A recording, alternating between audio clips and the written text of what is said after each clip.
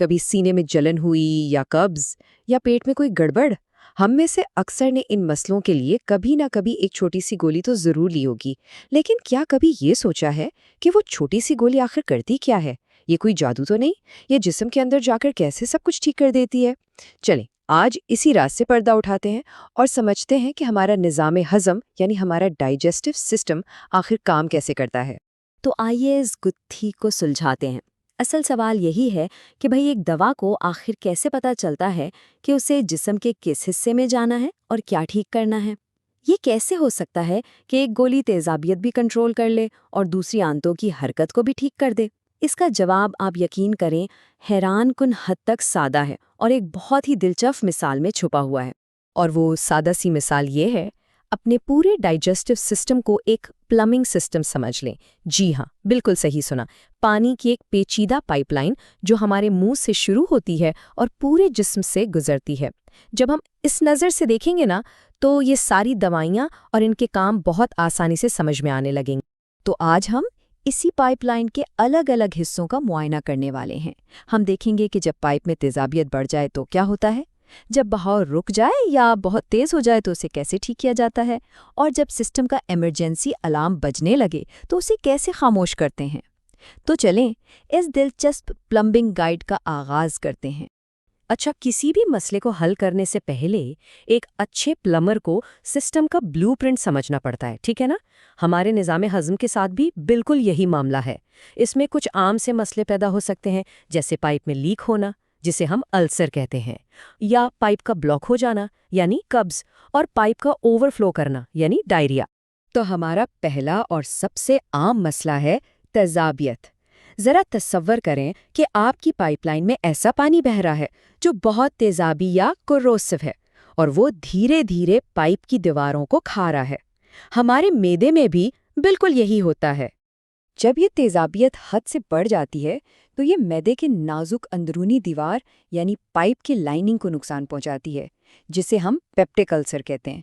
ये बिल्कुल ऐसा है जैसे पाइप में जंग लग जाए या एक छोटा सा सुराख हो जाए।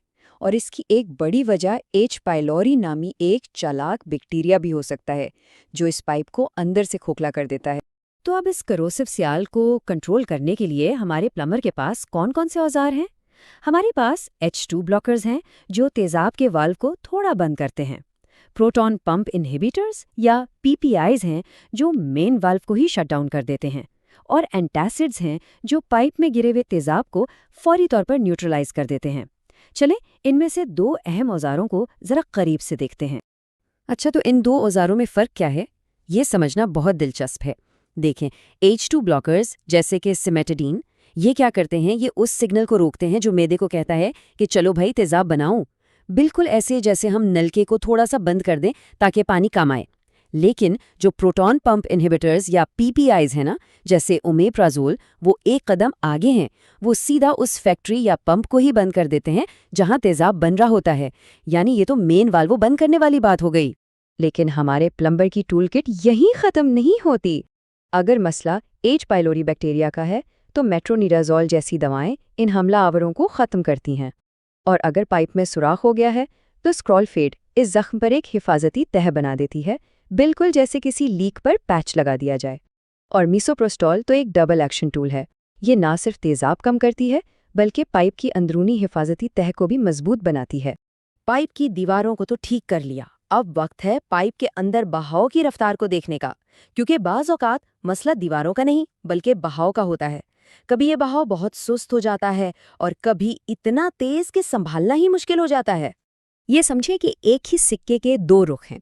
एक तरफ है कब्ज, यानी पाइपलाइन में ब्लॉकेज आ गई है और बहाव रुक गया है, और दूसरी तरफ है डायरिया, यानी पाइपलाइन ओवरफ्लो कर रही है और पानी इतनी तेजी से बह रहा है कि सिस्टम उसे प्रोसेस ही नहीं कर पा रहा। तो एक प्लम्बर ब्लॉकेज को कैसे साफ करता है? वो अक्सर पानी का प्रेशर इस्तेमाल करता है ना? लैक्टोलोज जैसी दवाएं बिल्कुल यही करती हैं। ये आंतों में दाखिल होकर आसपास से पानी को पाइप के अंदर खींचती हैं। इससे पाइप में पानी का दबाव बढ़ता है, ब्लॉकेज नरम होती है और बहाव दोबारा शुरू हो जाता है। कितना शानदार मैकेनिज्म है! और बहाव को कंट्रोल करने के लिए हमारी टूल किट में और भी बहुत कुछ। कब्ज के लिए हमारे पास स्टूल सॉफ्टनर्स हैं जो ब्लॉकेज को चिकना बनाकर रास्ता आसान करते हैं, और स्टिम्युलेंट्स जैसे कैस्टर ऑयल जो पाइप की दीवारों को हल्की सी तहरीक देकर हरकत करने पर मजबूर करते हैं। दूसरी तरफ अगर मसला ओवरफ्लो का है तो लोप्रोमाइड जैसी दवाएं पाइप की हरकत को सुस्त कर देती हैं, जबकि एड्सॉर्बेंट्स जहरीले मादों को एक मिग्नातीस की तरह अपने साथ चिपकाकर सिस्टम से बाहर निकाल देते हैं। अब तक हमने पाइप के अंदरूनी मसाइल की बात की, लेकिन क्या हो अगर मसला इतना बड़ा हो कि पूरे सिस्टम को ही खतरा हो? इसके लिए जिस्म के पास एक इमरजेंसी सेफ्टी वाल्व है, यानी उल्टी या कै। अक्सर हम कै को एक बीमारी समझते हैं, लेकिन असल में ये जिस्म का एक बहुत ही अहम हिफाजती निज़ाम है।